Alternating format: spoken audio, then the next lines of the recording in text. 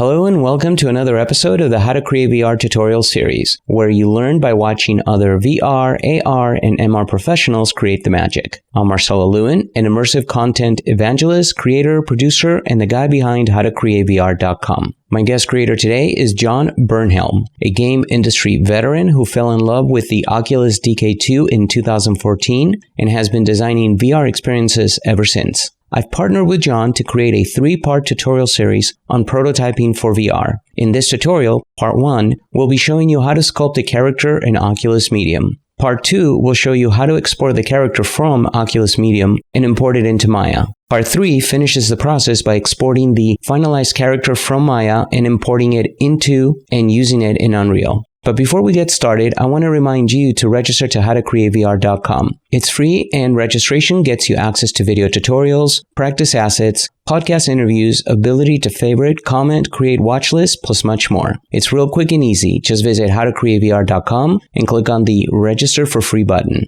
All right, John, welcome to the tutorial series. Thanks for having me. I'm excited to be here. I'm really excited about this. I'm excited to have you here. I think this is going to be a great series for anybody creating VR experiences to learn how to create characters or anything, right? In this case, we're going to be creating a character for a game, but it could be anything that you're creating in Medium. And what more perfect medium than VR itself? Yeah, I mean, for me, I have a game design background. I'm not a traditional artist, but Medium has really unblocked me from being able to quickly work with shapes and environment pieces and characters and basically sketch out my ideas in 3D and get a sense for the size of things, scale of things, the way things work, bring them into Engine really quickly. For me, I consider this creating a content prototype. So this character is more than just having a gray block that's moving around or a sphere or using something that is completely different than the character you want in your game.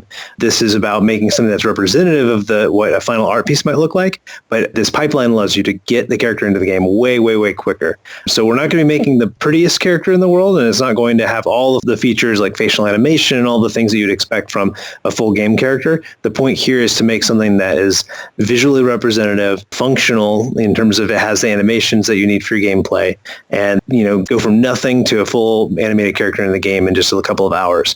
And that's what this series is going to be about. I found this pipeline very helpful for me. It's also helpful for game jams, or if you're doing a very short project and you want to have some unique elements in the game. And then there are also some people working on games where almost all of the art assets have been created in Medium. That's pretty remarkable. So I think this is a new paradigm shift in how 3D content can be created. At the very least, it really unlocks some artistic tools for those of us who are not classically trained or don't have all of the Maya experience in the world to get our ideas into our games or into Oculus Home or posting them on Facebook or on Sketchfab. There's all kinds of places now you can use this 3D content or printing it from 3D printer, etc.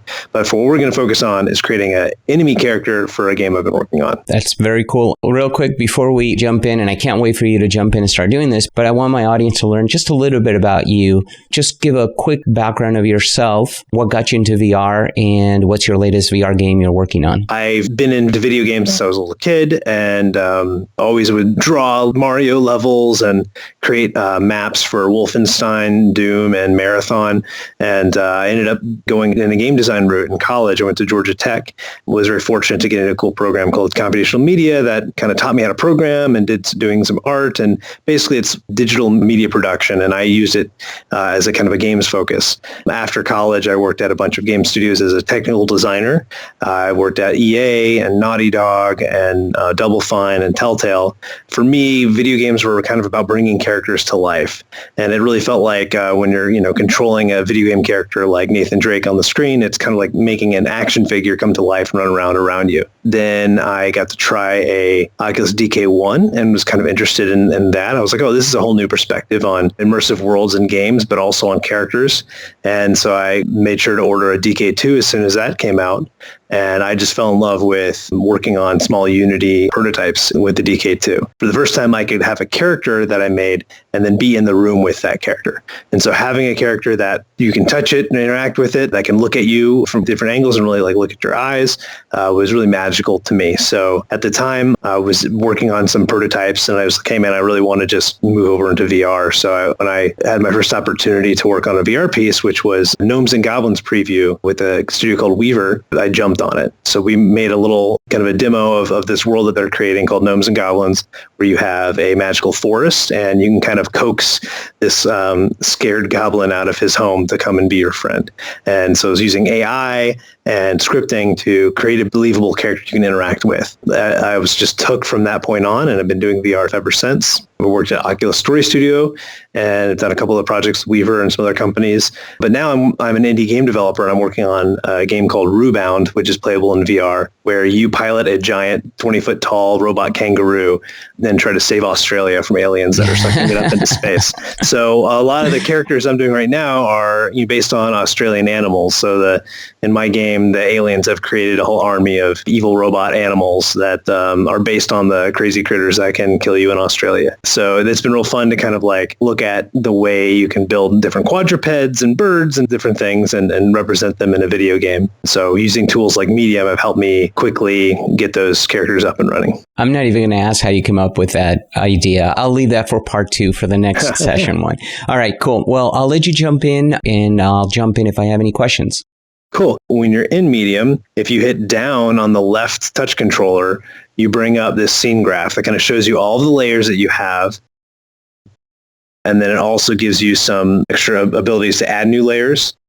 Then what we're going to do first here is we're going to add some image layers. Can I ask you a real quick question on the layers? Yep. In Photoshop, top to bottom, right, the top layer covers the bottom layer. But because we're in full 3D, does that even matter here? What's the relevance of layers here besides having things separated? So separation is the main thing I'll be using it for today. Each layer will export as a different 3D mesh into Maya. I see. And so that makes it really easy to keep things separated. And also, if you are kind of combining and removing digital clay in this application, things are on different layers and they don't interact with each other. So got it. Okay. But it has nothing to do with occlusion or anything like that, like it does with Photoshop. So. Yeah. Because you can move it forward and backwards and up and down. Okay. The other thing it does is that you, just like in a Unity or Unreal and a scene graph, these are all transforms as well. So if I add a new layer and put it underneath, if I can nest it underneath layer 1, if I move layer 1, then the other one will move with it. Right. So it is also useful for that kind of a thing to like kind of have a hierarchy where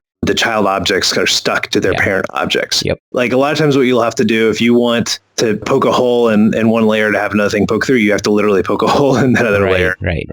What we're going to do is do add image. And you see I've worked on koalas and stuff here. The cool thing is you can use color palettes and add those.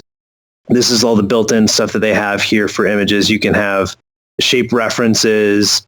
Today, we're going to create classic Nintendo game character, the Goomba. I choose Goomba because it's well known, but also it's real interesting to see this in VR. It has big eyes, so if we have the eyes tracking you, you'll see that. And it's also a relatively simple character. So we're going to select the reference image, hit add. And so this basically brings the image into our 3D space. And you can grab it with the grip button and scale it and shrink it and move it around. Basically what I'm doing here is using this image. I'm going to kind of maybe set it maybe in the middle of my model here. I don't think that'll really matter, but it's basically using it for color reference and shape reference. I'm going to go ahead and add a couple other ones. And this is just like a cool way of kind of like making sure you're on point with what you're trying to do, what you're trying to make. And then also, I don't know, for me, it helps just keep me focused. You know, and if a concept artist would maybe do an actual like turnaround, like a side view and a front view of a character, this is more just to, you know, remind me of what the shapes of what I'm trying to do here. All right, cool. So here are our image layers. And now we can, you know, start sculpting. So the first thing I want to do is, as I make this character, I'm looking at kind of the different parts of the character's body. So I want to break that down into layers. What I'm going to do is using layers to kind of separate different areas that I want to make clay with, and then also to separate things that I want to eventually move in animation. So I'm going to make a layer for his kind of this bell, this base body, a layer for the teeth, and I probably will combine that with the whites of the eyes, because I don't really care if the whites of the eyes move, and they're going to be the same color, and they're kind of far away, so that's good. I'm going to have a different layer for each of the pupils, a layer for the eyebrows, a layer for this kind of stem, and then a layer for the feet. When you bring one of these meshes into a 3D editing program like Maya or Blender, each layer, again, will be a new different mesh, and that can help you with separation, so you don't have to worry about separating it in those programs, but you also can still, kind of hack it apart in those programs if you need to. So you start out with a base layer. What I'm going to do is enable the mirror plane. So I selected mirror plane, and then turning it on here. It says mirror plane enabled. And just to clarify, mirror plane, when you do something on the right, it mirrors it on the left or vice versa, right? Yeah. So now with the mirror plane on, because it's mirroring it on this axis, you can see there's two spheres here. I'm going to move the whole thing a little closer to me. And as I draw, I get both. So if I have the mirror plane off,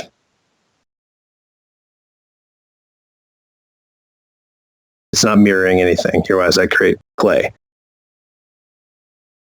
I think the easiest thing to do in general for a character that's going to be symmetrical is just to go ahead and turn the mirror plane on.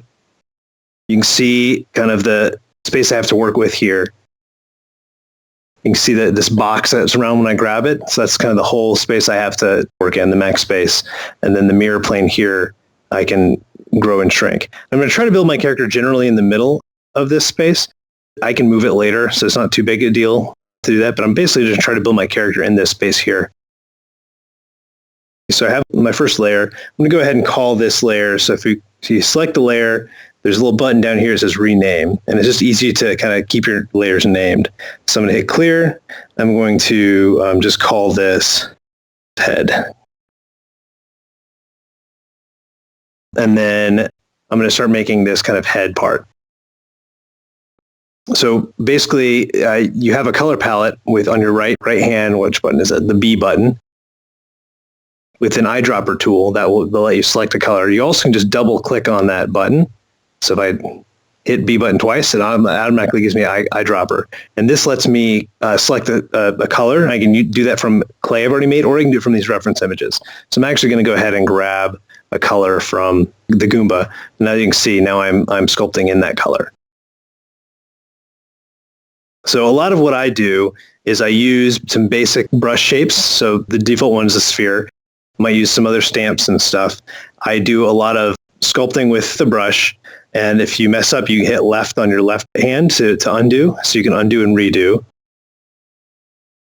So I do a lot of undoing and redoing. And then the other thing I do is a lot of smoothing. So what I'm going to try to do here is just to start building this shape of the bell of this character. And it's going to look, not amazing at first. And that's okay. I'm basically just kind of creating the general shape, putting in clay to build it out. And then either by using my tool palette and selecting the smooth tool, or by holding down the trigger on the left hand, which is what I usually do. If you hold down the trigger on the left hand, it automatically switches your clay tool to the smooth tool. You can start smoothing out this shape. I think this is where a lot of the magic of Medium happens, where you go from this weird blob to like, okay, cool, I can start seeing that I'm starting to get the shape that I want. And one thing I do want to say is, right now you're spinning the shape around, but also because you are in VR, you can actually walk around, right? And look at it from different angles. Yeah, exactly. Yeah. I'm seated. You can do this while standing, but I'm seated. And one of the things I love about this is that, you can sculpt as big or small as you need to. And the other thing that you can do is on layers that you're going to want more higher fidelity shapes. So if you go down into the scene graph here, so by hitting down on the left, so you'll see that I have the head selected. So it glows green. I can do a bunch of things. I can duplicate the layer. But one of the things I want to do here is do increase resolution. So this basically gives me more clay to work with in this layer. So I'm going to go ahead and do that because as I start working with this and cutting things out, I want this to be a relatively high-res layer because it's a lot of the bulk of this character's body. So, and this helps when I'm smoothing things out as well. I don't really like what I just did there. Let's undo that. And then what I'm going to do is I'm going to go and grab the move tool because this is actually a pretty good shape. The move tool is really cool. It lets you kind of grab clay and move it around. So I wanted to kind of collapse his head a little bit. Go back to the clay tool. Yeah, and so that's looking like a pretty cool base for this guy. The other thing that you can do is, so if I've got the clay tool, if I double tap the A button, it'll switch it to subtract mode. So basically I can add clay or I can subtract clay. So I do that a lot. A lot of these shortcuts just get you into a flow where you're really moving quickly. So again, I use undo and redo. I use adding clay, subtracting clay by double clicking on the A button. And the color tells you what you're going to do. It turns from green to red. Yeah, red is subtract. You can also access all of that stuff by tapping the A button once. And then this palette comes up that lets you select what shape you're sculpting with. And then this is the thing. It's apply, add, or erase. So add is green, erase is red. But you can do it quickly just by double tapping the button. So when you get into the flow of this, it's a lot of placing clay, smoothing it, erasing clay, smoothing it, undo. That's basically what I'm doing all the time here is just really quickly using those tools. And that way you're out of the menus. It feels really natural once you get the hang of doing that. But yeah, I think we got this is like a decent little Goomba shape here. I'm feeling happy with that. So cool. I'm going to go ahead and create a new layer down on the left touch controller. So we're going to add sculpt layer. I'm going to call this stem. I'm going to select this color. And then we're going to create our little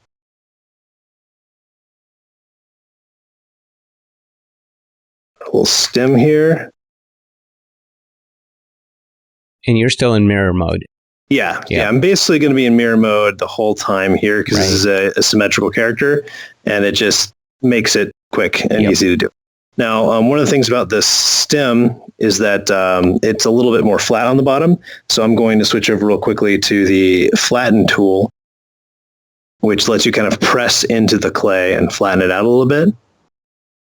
So I'm going to just flatten that a little bit, and you can see it's got kind of a nice flat edge. It still could use a little bit of smoothing, and then I smooth it, and now I've got a nice stem going on. Cool. Well, let's do the feet real quick. So for the feet, I'm going to create a new layer again, add sculpt layer, call this one feet, and select my color. Let's get this nice brown. And what I'm going to do for this, I'm going to use a stamp. So far in this tutorial, I've been using the sphere. You also have a cube and a capsule, and then they have a whole library of stamps.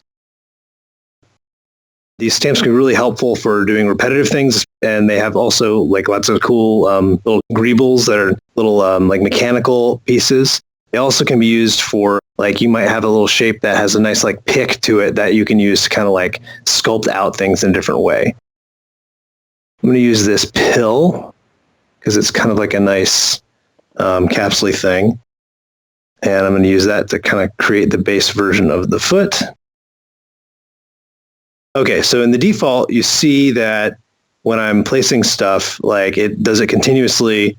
And it also, if I'm holding down just a little bit, it'll just make it a little bit, and it'll get bigger as I squeeze the controller. So I actually want to just place down one of these things. So what I do is I hit the A button on the right touch controller. One of the options for your clay, default it's continuous, but you can change it to single, and that'll basically just let you stamp down one thing. So here I'm just going to kind of line this up. Boom, there's one stamp. Awesome. So if I hold it down, I still only get one stamp here. So that works pretty well for this kind of a thing where I know I just want a single thing. Putting it back to continuous for the future. And then here I'm going to flatten out the bottom of the feet. Again, just because it's kind of a thing that one does. That's looking all right. Maybe a little bit more.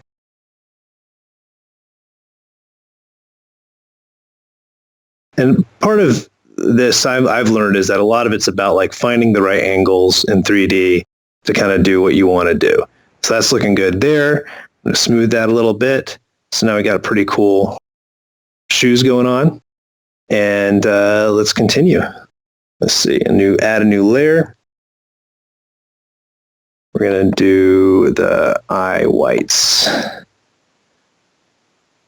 So rename. So while you're doing that, you did the mirror for the feet, but if you really wanted to animate those later on in your game, you would have done them in separate layers, I would imagine. So the cool thing is, because the feet don't touch, they're going to come in as separate geometry shells in Maya. So what I can do is, in Maya, I can break them into 2 different layers. I see. And then attach them to different joints, or I could just skin them different joints. So it's still going to be very editable because these things aren't touching. Perfect. If they were touching, that might be a little messy, but even then you can hack it apart in Maya. But the other thing you could do is you could create something like this, and then I could duplicate that layer and then delete. Like, basically I can make one of the layers left foot. Yeah, delete one or the other. Yeah. Yeah, and I might end up doing that in Maya actually anyways. But for now, it's just to make sure I have the same thing on both sides. You could even do a thing where you delete one of these and then duplicate the layer and move it. But for now, this will work pretty well. Okay, so we're going to try to do the eye whites. And I think this is one of the trickiest parts of this particular sculpt, is because there's not really a good shape that represents this kind of oval that they have here. So I'm going to go into my stamps. I think I'm going to try using the soft wedge. This is kind of a pill shape. So right now I have this pill shape here. I'm going to go ahead and turn it on to single mode because I'm going to try to build these eye whites. But it's kind of an awkward angle to hold this thing. So what you can do is this is another feature that's not super obvious. On your right hand, if I have hit the stick left or right, you'll see a thing pop up that says Reset Tool Applicator. And that lets me kind of keep the shape in space, and then I can move the tool. And then when I let go, now the shape is attached to that in a different way. It'll be much easier to place the eyes when I'm doing this. So I'm basically trying to get something that's about the right size. And then what I'm going to do here is I'm going to make a little bigger cavity. So now I'm working on this layer with the eyes. But if I want to do something like remove some of the clay from the background here, I'm going to hit down on the left control to bring up the scene graph. And then you can see I can actually select different layers by pointing at them. So if I select this layer and then I click the trigger button, then now I'll have, it's like a quick layer select. So I don't have to go over here and click on head. I can just basically pop between layers. That's a real easy way you don't have to look at the menu. You just kind of hit down, click on the layer. And here I'm going to basically subtract a little bit to kind of make a space for these eyes over here. Smooth it out.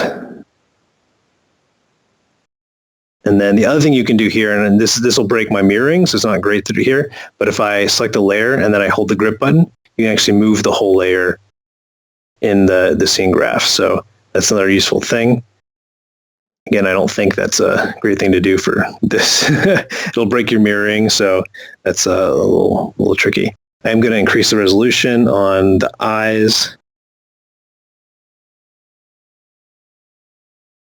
Okay, that's going to be cool.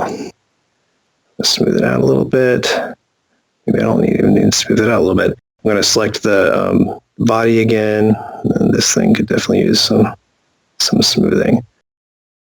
And you can kind of see getting a nice cool edge here as these two layers are interacting. That smoothing tool is amazing. Yeah, it's really where a lot of the magic comes in. Because you don't have to be super precise. You just kind of put the clay where you want it to go and then kind of smooth it down. And a lot of times it'll just get real cool real fast. I'm going to select this layer again, and I think I'm going to flatten it just so we can get a bit more of this kind of flat eye feel. I'll smooth this a little bit too. Sometimes with the smoothing tool though, you'll see it makes the polys in kind of a weird way, so it's a little tricky. Okay, that's looking not bad though. So let's see what we want to do next. Let's do the eyebrows. I'm going to have the eyebrows be a separate layer because I do want them to move because they're an easy way to add some nice facial animation. So new layer. So we rename this layer to Browse. My goal here with this character, because it is going to be a VR character, I do want it to be able to have some kind of facial animation. So instead of doing a complicated facial animation, I'm going to have the pupils of the eyes animatable, and they're going to be kind of follow you around as you move. And then I'm going to have the brows animatable, so at least I can make the eyebrow go up, down, or kind of get bigger with stuff. So I think for this character, that will be add a little extra to it. That it'll be easy to set up. That will give you a little bit of sense of how he might act and perform. Okay, so got my brows layer. I'm going to go back to the standard sphere. I'm going to get my eyedropper out and get this kind of gray. See how does that look. Oops, so I had single mode on, so I'm going to go ahead and turn that back to continuous.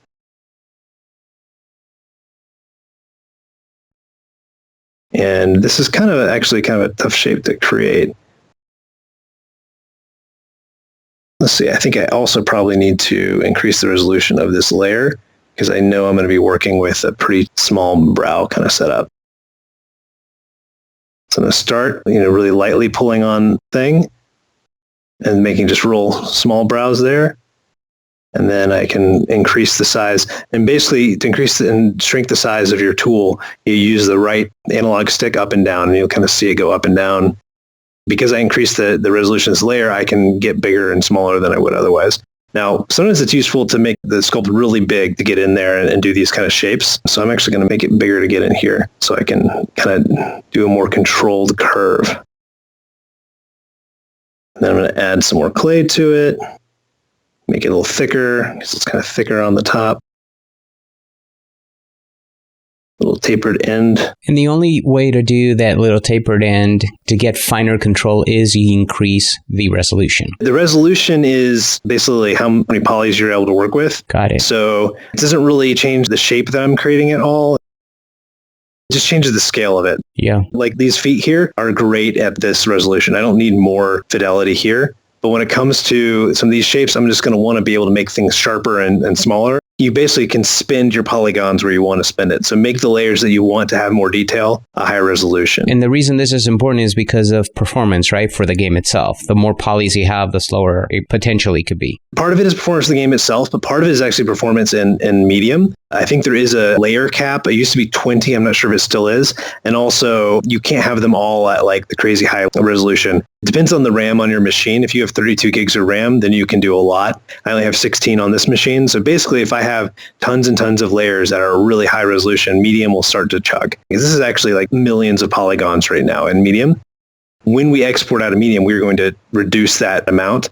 And it does a really good job doing that. And so I think generally, as long as you get the shape you're looking for, it doesn't really matter how many polys are in there. Medium does a good job of reducing it for the game ready model. So for me, it's more about getting the shape right and then also making sure that Medium is running as fast as it can run. So you can see here, got this eyebrows kind of stuck in front of him. It's kind of like not really what we want to do. I'm going to try to fix that by using the Move tool. The Move tool kind of like affects things. You can kind of literally grab the polygons and kind of move them in. So I'm basically just kind of try to take this eyebrow shape that I've started to make. The goal is to try to contour it around to where I want the brow to live. And this is a really cool tool, one of the newer additions to Medium that can really give you some fine-tuned control over this kind of stuff. Let's see if I can smooth this a little bit. Yeah, I think this brow shape's the hardest thing to do for me here because I'm not the greatest sculptor. The other thing I can do is use the Remove tool to kind of start shaving this thing down a little bit and make it a little bit of tighter at the end. And it may be worth it to actually make this layer even more resolution.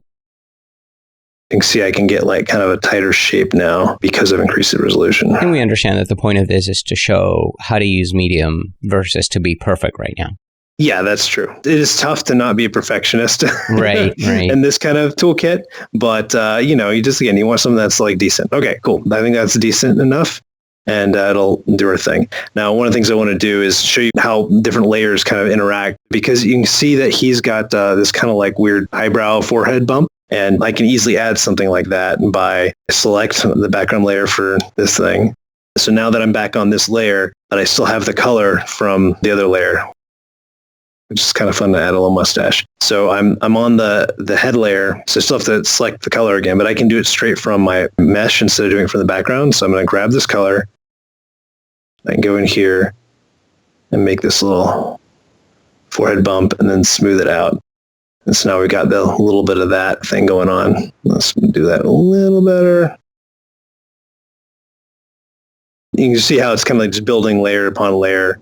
And then what you could do if you want like more fine detail here is use one of these pick curved cone kind of thing. Is a really interesting tool for making little edits inside of things. I've seen other medium artists use this to kind of create pock marks and surfaces.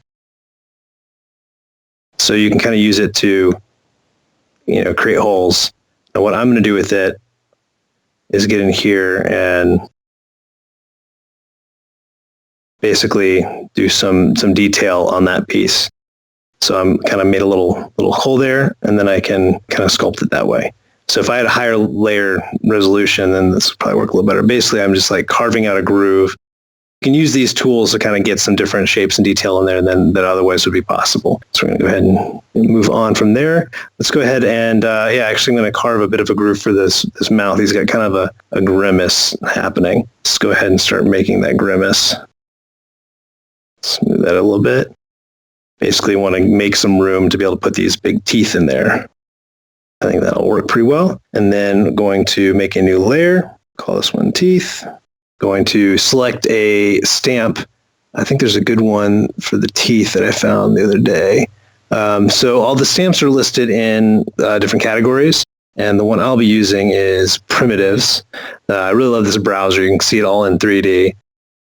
And then this cone right here, I think is pretty, this cone I think is better for teeth. You can kind of like pick stamps that give you the best start for your shape, and then you can kind of whittle it down from there. Actually, I'm going to go with this cone because it's more pointy. I like that better. Let's select white. So it's cool, we got white. And you can see how you can use these different shapes to do real crazy things. But again, I want to just put down one tooth, so I'm going to put it in single mode. Make him big, get in there. This tooth. Look at that. Boom. Pretty good. Maybe a little straight. Now we got teeth. And then all we got to do is the pupil for the eyes. So we're getting there. And we'll do a couple of finishing touches, and then we'll export the model. So we're getting close. Okay, one more layer. Rename it. And then these layer names will carry over into your 3D modeling program. It's helpful to label them just so you know what the layers are, but then also when you bring in the 3D program, it just makes it much easier to work with. Is this automatically being saved as you're working, or do you have to save it? Good question. We should be saving as we go along. Okay, because if Oculus crashes, then all this is lost. So let's go ahead and save this. Let's do that. The yellow button here, which is the X button on the left controller, will bring up a file menu, and you can do save as. You can see I did a version of this yesterday to test it out. Here's some other characters I've done. So you actually have a little sculpt gallery. You can name it. Let's go ahead and name this Goomba 2, Goomba MPC. So it's going to save it into my folder. And then boom, it's saved. And then now anytime I want to save, I can just go File and Save Current Sculpt. And Medium will churn for a little bit. If you've got a really big sculpt, it might take a couple seconds, but definitely save your work. Don't leave it up to fate. It doesn't have an autosave, right? I don't believe so, but I could be mistaken there. I'm not sure. It's always good to cover your bases. All right, so I'm going to grab this same color here. So I'm going to use that same color for the eyes. I'm going to grab the pill shape again. Going to put it into add mode. So we got that. That's cool. But again, it's kind of hard to place this way, so I'm going to grab it from here so I can kind of do better placement this way. I do think I will want a increased resolution just because I want this shape to be really tight, like a really good shape, so you can see how smooth that is right now. And before we increase resolution, you see how the shape kind of is a little blocky. So for me, it's like I really want these eyes to look as crisp as possible. So I'm going to increase res. I did it a couple times. That increase res tool doesn't show you like a number where you're at, right? I don't think it does. It does show you these kind of, you see these blocks that kind of come up. Yeah. And so when you increase the res, you'll see it more subdivide. Oh, I see. So yeah, so you can kind of get a sense of that. I was asking just, let's say I want to match the resolution of one layer to another layer kind of thing. Yeah, I don't think there's a visual indicator aside from the block size of like what resolution you're on right now. But you can see like that block size is a little bigger than like if we look at the feet. Yeah. And then also didn't realize, looks like I accidentally drew these on the feet layer. Is that right? No, I didn't. Oh, okay. That's cool. I think what happened there is weird that it showed me the resolution for the eyes and the feet at the same time. So maybe it does show you anything that is the same. Oh, that matches resolution. Maybe, I'm not sure. Okay. That might be a feature. Okay. And while you continue in this, because we're getting pretty close to the end here, can you decrease the resolution once it's drawn? So there is decreased resolution, but I'm not exactly sure like what that does for you here. So decreased resolution. Oh, yeah, it looks like it does make it. Yeah. Okay. Yeah. Because if you change your mind, like you don't need that detail and you want to save some. Exactly. Yeah, you can do it. Perfect. One last little thing I want to do is when you export, you can export color as well, color data as either as texture maps or as vertex colors, which is the way we're going to do it, vertex colors. So basically every vertice in the model is going to have a color assigned to it. And in Unreal, I can set up a material that says, hey, what's my vertex color? Use that to shade my character. And the cool thing is that means you could paint on this character in Medium, and then that detail will come through. The thing that's kind of stinky about vertex colors is that they're pretty low resolution. You can't do a lot of fine detail with them. But what I want to do is put a little bit of that red in his mouth. So I'll show you that real quick. So there's a paint tool, which is kind of like a paintbrush. I'm going to go ahead and see if I can grab the mouth red here. It's kind of far away. You can see I could kind of paint around here on the layer that I'm on. And you can kind of tell, and this is another place where resolution is important.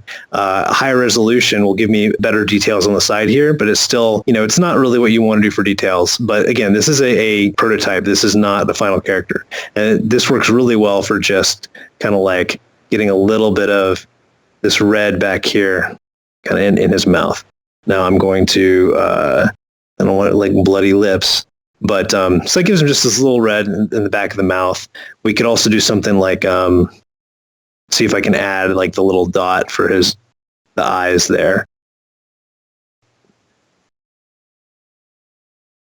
And so again, if I have a high resolution, that will probably look better. But then, there's problems with that. So a lot of what you're trying to do is figure out like, what details do you need for your little guy? I'm going to add this just because I think it's cute. And also because it'll show the vertex colors coming through when we take the final model. So boom, there's our Goomba. Let's go ahead and save this thing. It looks amazing, man. Thank you. I'm pretty happy with that. And obviously, this would have taken a lot less time if you weren't here explaining the whole process, because you would have probably done this in half the time, just if you're just focusing on doing this. So this kind of shows the power of prototyping in Medium itself. And also, how finicky do you want to be? How precise do you want to be? And then how fast you are with the tools. Like, I would call myself an intermediate user of the tools. Someone who's really good with this can really jam things out. But to be able to build something, in VR, to get this shape language down, see how it looks in lighting, like, that's really quick and great. So the last thing we're going to do is we're going to export this. And then the next tutorial will be about then making a rigged animated character in Maya. The cool thing is Medium has a lot of cool built-in features for exporting. So if I go hit the yellow button again, which is X, and there's an export dialog. Now you can see here at 100% resolution, I'm looking at about 120,000 triangles, which is really huge for game character. You can have a slider that kind of shows you what things are on, or you can just use these base amounts. So 10% is 12,000, which is still too big for an NPC for a VR game. But 1%, 1,200 triangles, that's playable. Like, that is totally fine. We can turn those triangles. So we're just going to do 1%. You could take it really far down, and you can try your model at different resolutions and just see what happens in your 3D program. Paint, we're going to leave it as vertex colors, because again, that's easy to set up in Unreal, and you don't have to worry about having texture maps. You can also do textures, which will try to kind of unwrap the model and make textures, but they can get kind of messy. And if you're going to be editing your model again in Maya or Blender, I wouldn't do textures for here. And then the file format, you can do OBJ or FBX. I'm going to turn off OBJ and click on FBX. Click export. That's because we're going to Maya, right? It has nothing to do with Unreal. So I could bring it straight into Unreal as an OBJ or an FBX. Okay. When I was playing around with this, OBJ had a different, like the character was flipped on a different axis. I feel like the FBX exporter is a little better. A little better. Got it. But it doesn't really matter. I'm going to go ahead and save it in this folder. I think it's... Save it there, go to PC, export. It will churn a little bit, but does it pretty quickly. And then that's it for Medium. So the next tutorial is going to show us how to bring this into Maya from our export FBX and how to rig it so we can have it animate and be a game character. All right, John, we're out of time, unfortunately, but we can't wait for part 2. Thank you for doing this. Part 1 was amazing. If people want to get a hold of you, do you want to give your website or your email? Yeah, well, you can check out the latest on the game we're working on at roobound.com. That's ROOBOUND.com. Got a mailing list there, and for anyone who's interested in updates, I'm on Twitter, but I don't use Twitter as often as I should, but at Bernhelm, BERNHELM. And we'll add it to the show notes. So, John, thank you so much for this. And to the rest of you, I'm glad you were here with us. I do want to remind you that you are able to download this character through our assets at howtocreatevr.com. You'll have to register and log in. And by registering, you will also be able to not only get the assets, but more tutorials, podcast interviews, and much more. So go ahead and register at howtocreatevr.com. Also, if you are ever in the Southern California area, we have a monthly meetup with lots of great VR, AR, and MR presentations. You can join or RSVP for our next meetup at howtocreatevr.com/meetup. So until the next episode, I'm Marcelo Lewin. Cheers, everyone.